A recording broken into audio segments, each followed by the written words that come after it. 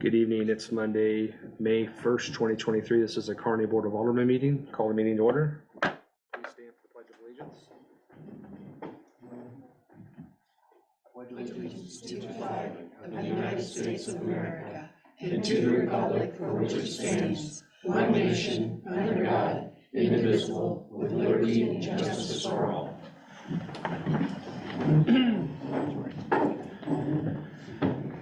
Shirley, have you had a chance to take roll this evening? I have taken roll. Everybody is present. You have a quorum. Thank you. We have no personal appearances this evening, so we'll move on to the consent agenda. Are there any questions or items of discussion on the consent agenda from the board this evening? Seeing none, if we can entertain a motion to approve the consent agenda as presented. So moved. I'll second. All in favor? Aye. Opposed? Consent agenda passes as presented. Items for review and presentation. We'll move on to the first item. The MS4 permit and stormwater master plan. Yeah, hi, board. We have Amy Bunnell here with Lamprey Nearson today. If you remember, we're now an MS4, an EPA MS4 community stormwater. We hired Lamprey Nearson to help us with that permit process. As part of that process, over the next 5 years, we've got to come up with a plan for how we're going to address stormwater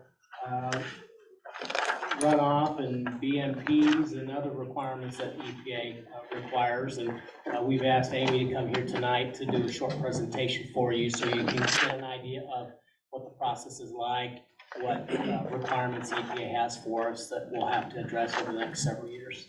Thank you. Amy, we'll give you the floor, and I'll have to admit, I've got a favorite slide of yours, and I'll let you know when we get there. So.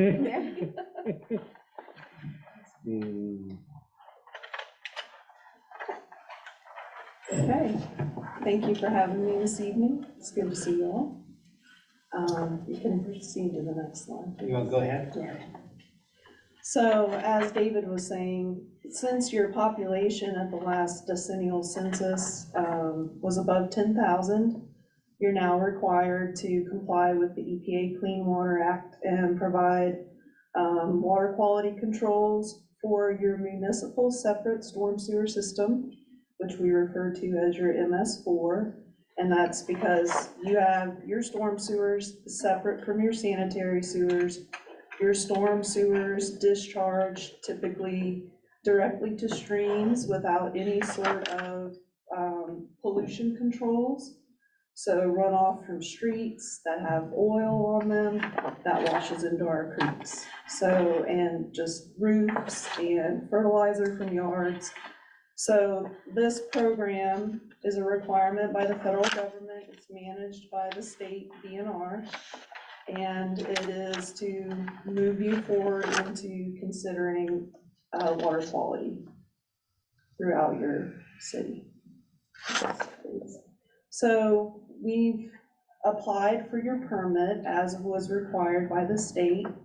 And when you do not have your permit yet, but as part of that permit, there's a list of 6 minimum control measures.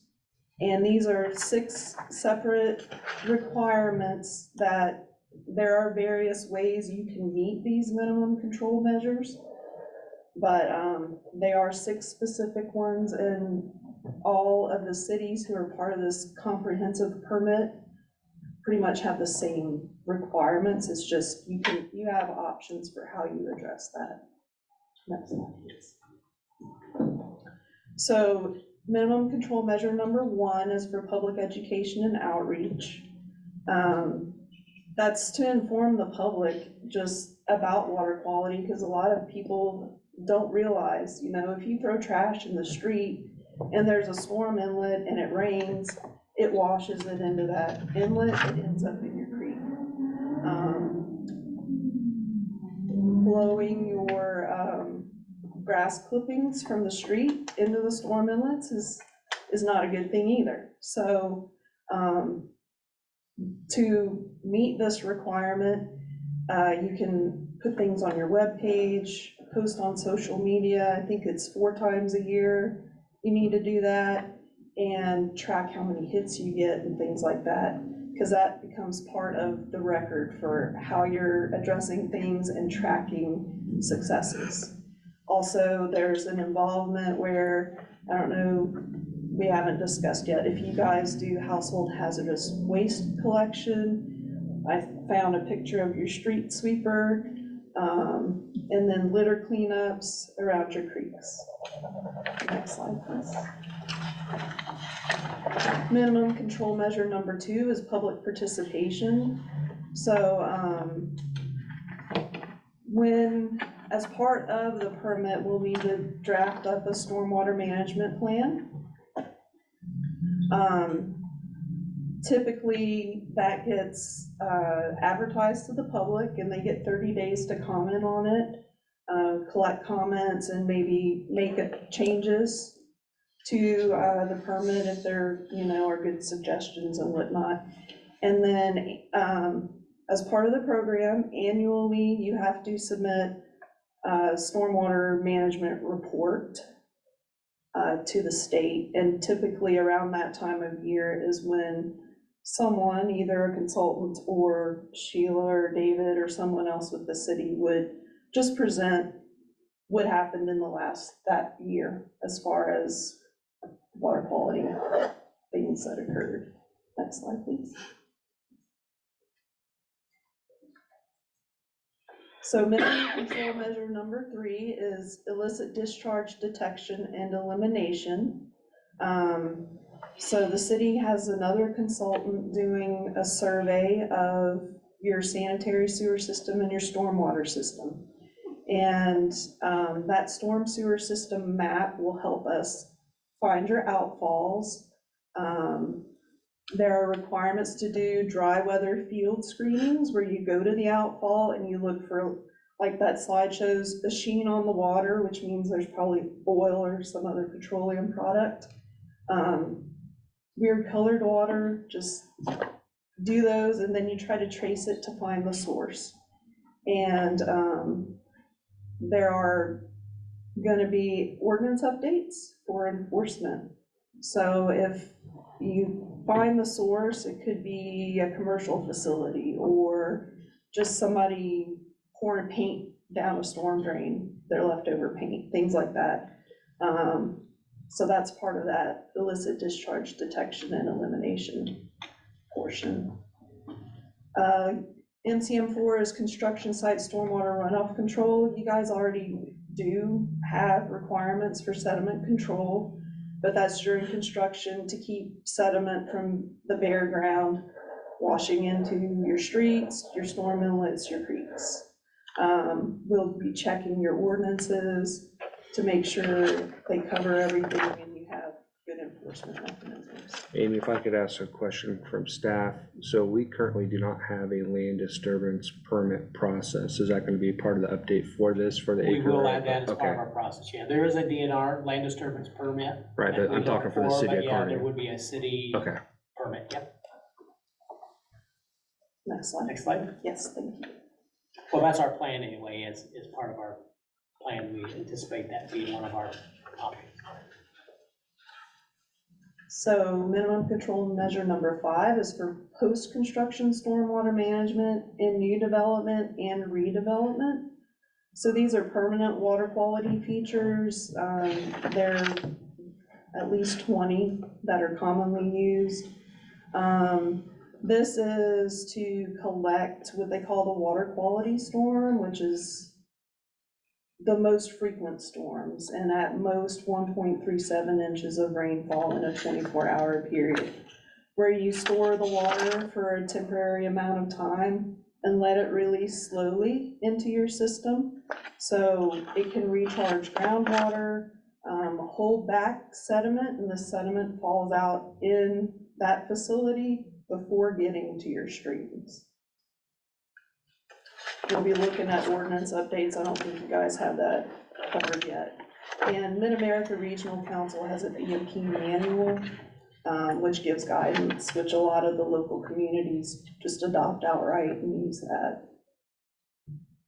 NCM number 6 is for pollution prevention and good housekeeping for municipal operations. These are your city facilities. For like fleet maintenance, your shops and yards, parks, swimming pools, parking lots, salt barn, sand storage, just sort of making sure you practice good housekeeping and keep chemicals from running off of your sites into the streams. Next slide. So that's everything for the MS4, and here's just a slide from the EPA that I like it. It shows all the different ways pollutants can get into the streams. So then we're gonna switch gears and talk about your stormwater master plan. So like I mentioned, you have a consultant collecting data for your stormwater and sanitary systems. We're gonna supplement that utility mapping data collected by that consultant, add some things that they're not gonna pick up in their scope of work. And look at that, prioritize and coordinate acquisition of closed circuit television. So we'll have a sub-consultant take videos of selected storm pipes, probably based on the age of like corrugated metal pipe, because it tends to corrode out the bottom and things like that. We have our fair share of experience of that here. Yes, so they'll get television video of that, and we'll kind of rate the pipeline conditions and try to prioritize where you should maybe focus on some replacement or pipelining sort of projects. Next slide. As part of this, we're also gonna be collecting information from the public.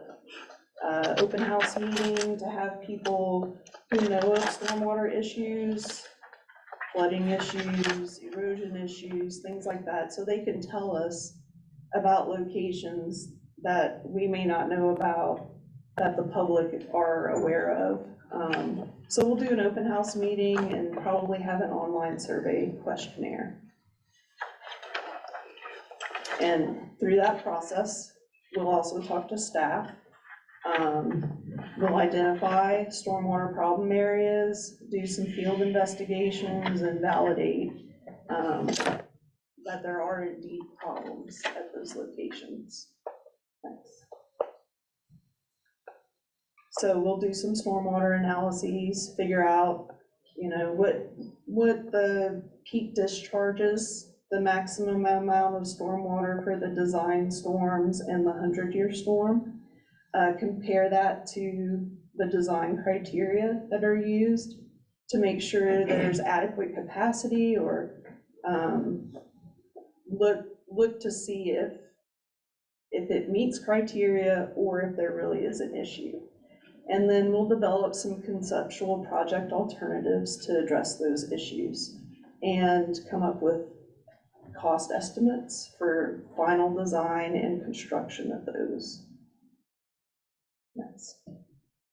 And then once we get those data, we'll rate and prioritize the projects based on risk. We'll do a risk and severity of the issue score. So if it's several buildings flooding versus one building flooding, one home, and 3 commercial areas, the 3 commercial areas have a larger economic impact, so they would rate higher as far as the risk probably.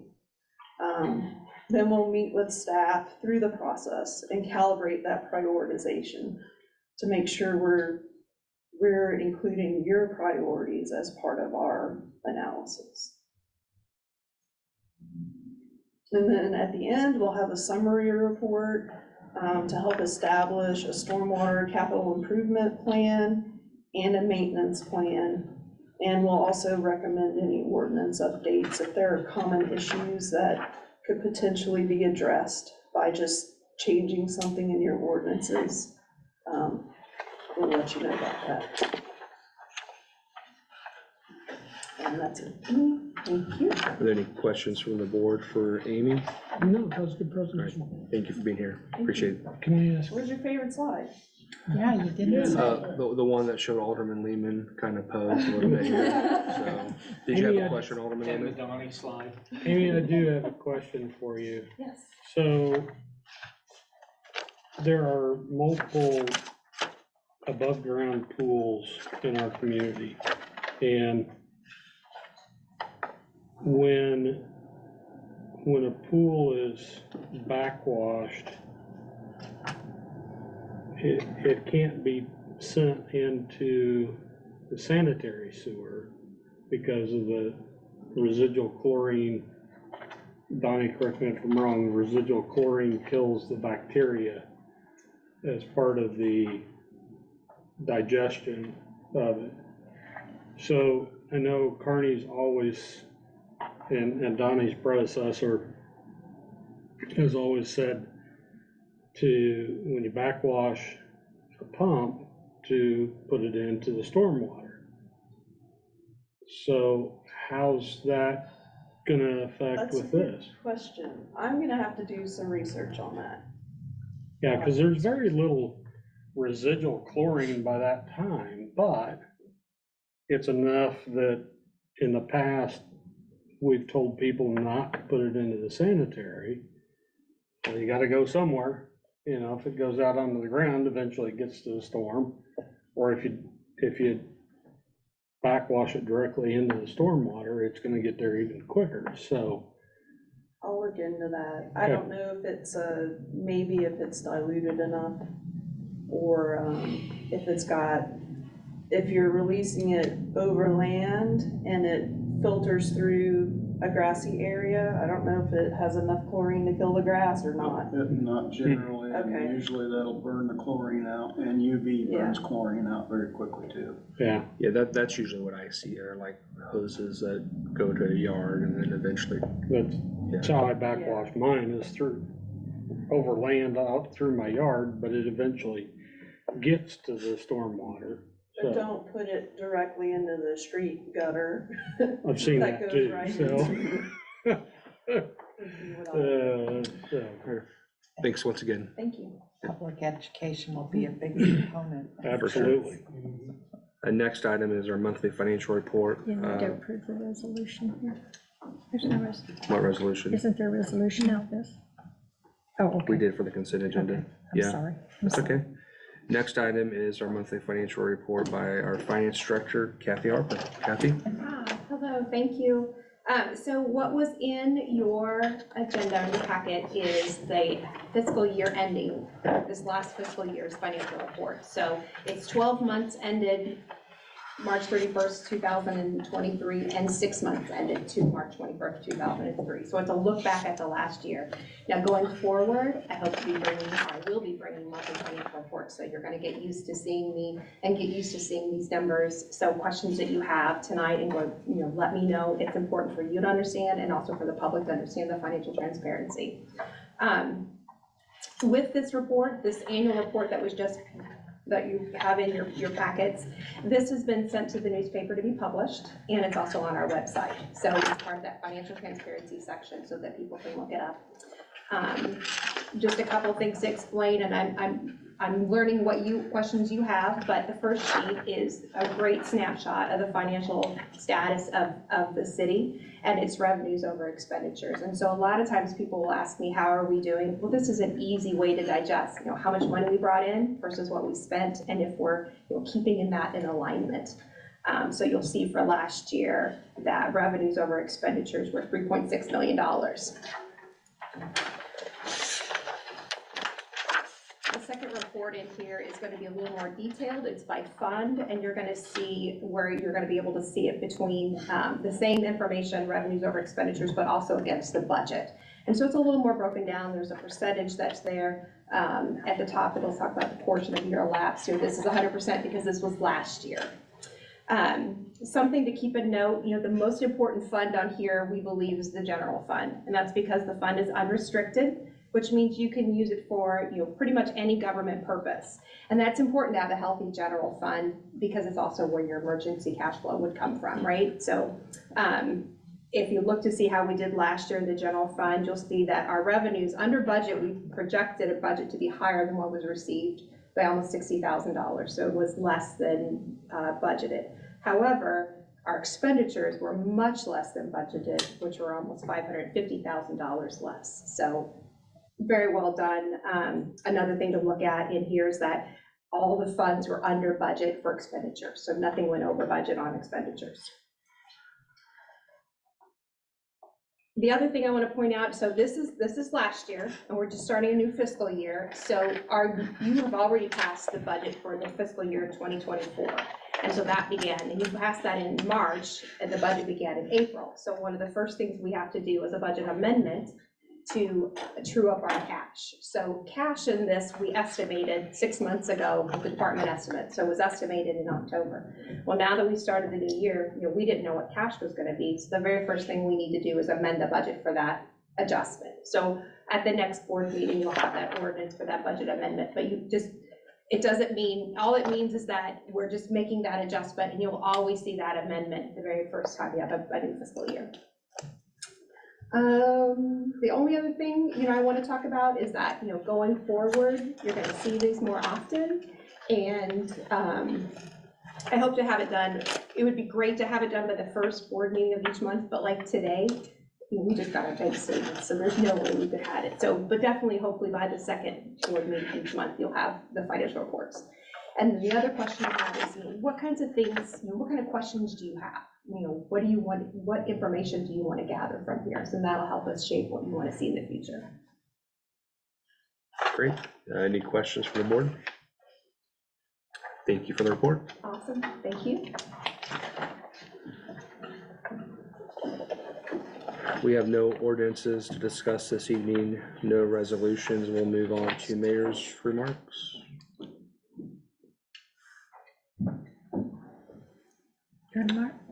All right, Eric S. Marshall, I think we have an update on the pool public input process. We have, as of today, at about 12:45, Water's Edge Aquatics let us know that we have 1,241 surveys returned to us. In our initial thought, they were hoping to have 500. So we're doing great on the surveys coming back into us from the public in the surrounding area. And one thing on the survey is it does delineate the in-town and out-of-town residences. That survey goes until May 19th, so there's still time to have more surveys come back into us. And we're looking forward to gathering all that data and going back and studying and then coming back to you later on this year with some different options. Appreciate that update. While you have the floor, would you be so kind to give an update on the pickleball facility? Sure. We're still anticipating a late May, excuse me, a late May opening. The top layer of asphalt was supposed to be tomorrow. They pushed that back to Thursday. That way then the seed people can get in and get that all taken care of, and then look forward to next week with the acid wash and start coating of the actual courts. They're about done with the actual skate park, just securing some side features, and then all the skate park equipment will be ready to go. We did a test on the lights and looks fabulous.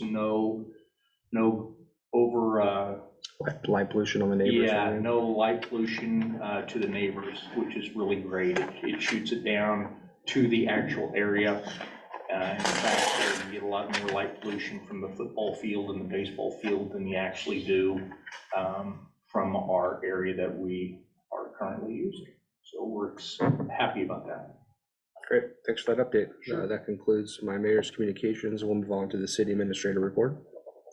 There's a typo on the agenda packet. The next regular board meeting is actually going to be Monday, May 15th at 6:30 p.m. And then the next item is talking about the Spirit Committee community meeting. That was going to be on May 25th. There was not a quorum at the Spirit Committee's last meeting, so still waiting for feedback if they want to reschedule that meeting that there was not a quorum for May 25th, and that might be the case. So that community meeting is going to be postponed to a later date. And I just also wanted to let you guys know that Amy had talked about the mapping of our stormwater and sanitary sewer that Sam is going to be doing. They're going to be out in the field beginning next Monday is what their plan is to start that process. So residents may see people walking around their easements if they have storm sewers near their homes. And we are making a post on Facebook, trying to inform people, and also have given them a letter on city letterhead for them to notify residents. And this week, Stan Tech, I believe, is going to start assessing the condition of our pavement Wednesday through Friday of this week. And I am really excited about that. So people will see their vans driving around that have cameras and lasers and all of the things that they need to be able to look underneath that top layer of asphalt to tell us what true condition our assets of our street assets are. So that's super exciting and scary. Yeah. We need to know, but it is scary. So I assume on the social media post, you'll have like a description of vehicles and what the people will be wearing and stuff. They gave me 2 pictures. I was a little bit disappointed. Their pictures have them in hard hats. They typically do not wear hard hats unless they're in a construction zone. And they might have a mule instead of a truck. Not the animal, the side by side. So like I was thinking like a 4-legged animal. I'm glad you clarified. Donnie has one. Are you gonna bring Toby down for him to use? But, so like a UTV vehicle so that they can kind of, it just maybe is more efficient than a truck. So if they can, they'll use their UTV. gas-powered mule. Kawasaki mule, okay. Mhm. Do you have anything else to I add? do not. Before we do go on to Alderman discussion, I failed to mention something very important to mention under Mayor's remarks. Today is our city administrator's birthday. Happy birthday. I'm so glad that I get to be here with you guys on Right? my I mean, birthday. what a better way to spend your birthday than with this group. You know? Exactly. We'll move on to Alderman discussion. Alderman Barger, I don't have anything this evening. Alderman Lehman. I just wanted to say, I was at the pool public forum, and I thought that was a great event. I don't know how many people we had there, but Around 60 plus. around 60, okay. It was great being able to talk to the people that were there to see, you know, what their thoughts are and you know, what they want and what they don't want. And, you know, I think it's critical for us to be transparent. And I thought that was a great event to be as transparent as we can be. So, is that the only one or is there another one? There'll be others coming up. Okay. Yep. So hopefully we can get better attendance at the next ones, but for the first one, I thought it was very well done, so. Okay. Alderman Holt, Actually, I don't have anything tonight. Alderman Spencer. I just would like to encourage everyone to get out and vote. The best of the Northland, take the time and definitely write in some of these Kearney businesses and places to visit and keep Kearney in mind. Great. I do just want to mention real briefly, I meant to mention this under mayor's communications. If you're not aware, I meet with the superintendent of fire chief on a monthly basis. And one of the things that was mentioned last month's meeting is I ran into Eric Nolan when we were leaving. The board approved a change order for some additional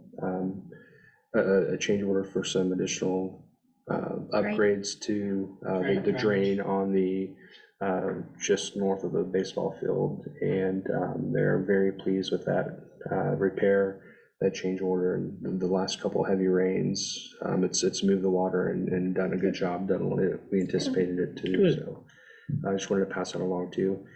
With that, that concludes our meeting. Can we entertain a motion to adjourn the meeting? So moved. I'll second. All in favor? Aye. Opposed? Everybody have a good evening. Thank you.